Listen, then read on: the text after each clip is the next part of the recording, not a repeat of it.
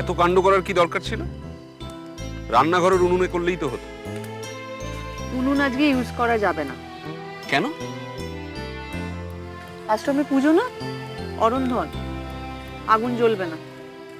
বাবা, তো সেটা বললেই হতো। একটু চা না খেলে কি এমন মহাভারত অশুদ্ধ হতো?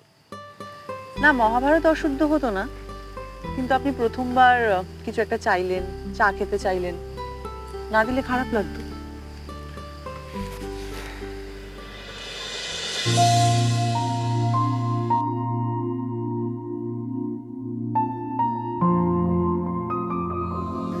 আমি আছি, তুমি আঙুল ছুঁয়ে দেখো, আমি আছি। ও বাতাসের জন্যে হয়তো অরণ্যে, গাছের শরীরে পাতায় পাতায় আমি আছি। হয়তো আষাঢ় মাসে নরম হাতের পাশে একলা ছাতায় আমি আছি।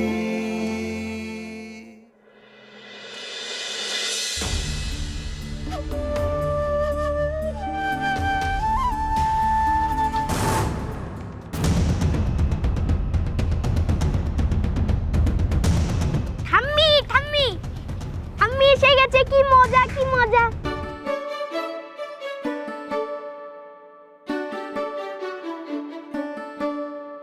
জয়, এদিকে আয়। সবে বাইরে থেকে এলো, এখন বিরক্ত করিস না। না, আমি ঠাম্মির কাছেই থাকবো। দুষ্টুমি করনি তো? না, আমি করিনি। সত্যি লক্ষ্মী ছিলে হিসেবে ছিলে? হ্যাঁ, বাহ।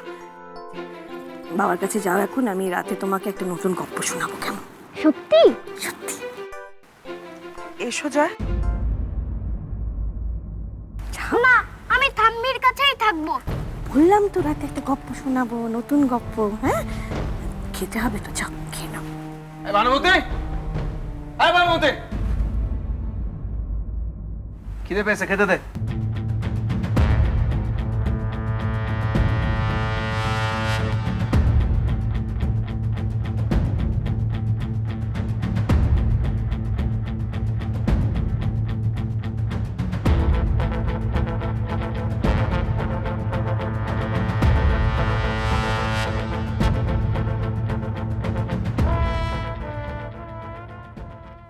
দাদু ভাই খুব রেগে আছে। দাদু ভাইয়ের কাছে যাও, আমি পরে তোমার কাছে যাচ্ছি। হ্যাঁ, প্রমিস? কথা দিলাম। যাও, প্রমিস প্রমিস।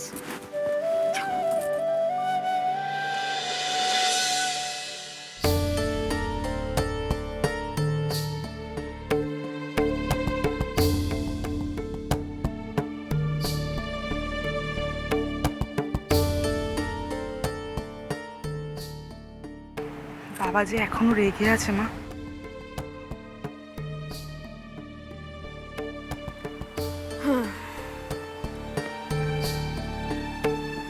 কি জানো তো বড় বৌমা, যা হবার তা হবে। বিধির বিধান টলানোর মতন ক্ষমতা কারণ নেই। কি জানো তো, পুরুষ মানুষের অভিমান আর অহংকার যখন মিলে যায় তখন সর্বনাশ ডেকে আনে। সেই সর্বনাশের হাত থেকে ওনাকে আটকাতে হবে সবাই মিলে।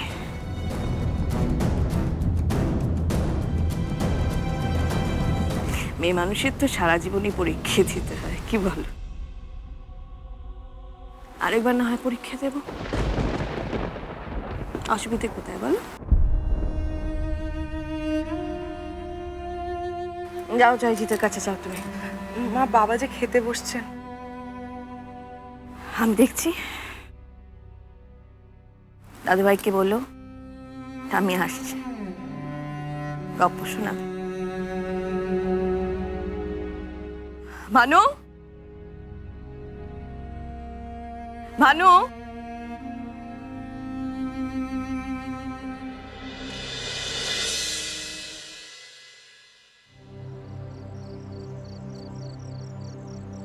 সতীমা, সতীমা, কে?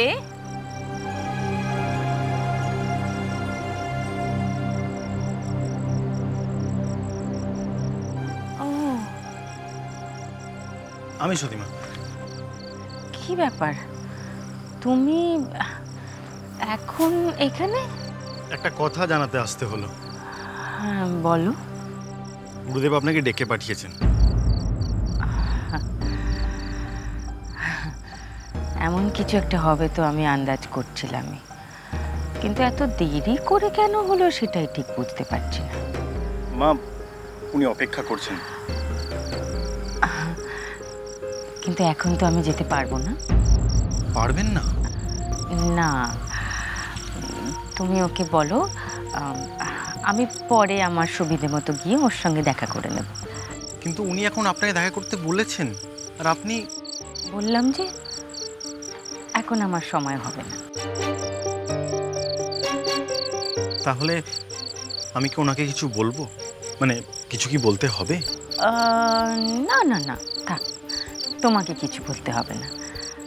যা বলার আমি ওকে বলে দেব। বেশ, আসি।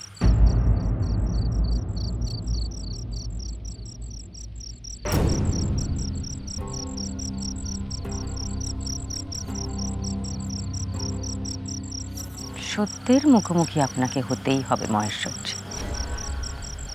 আমি আপনাকে সেই সত্যের মুখোমুখি দাঁড় করাবই।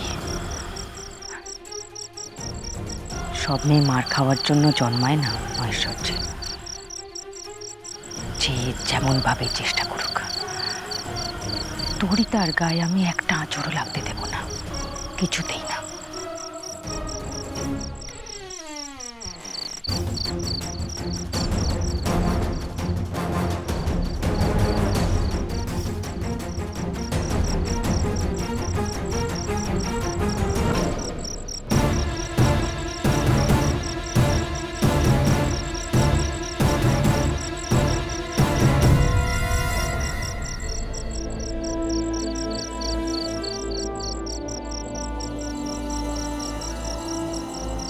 আশ্রমে অরন্ধন মানে রাত্রেবেলায় চা খেয়ে শুয়ে পড়া হবে?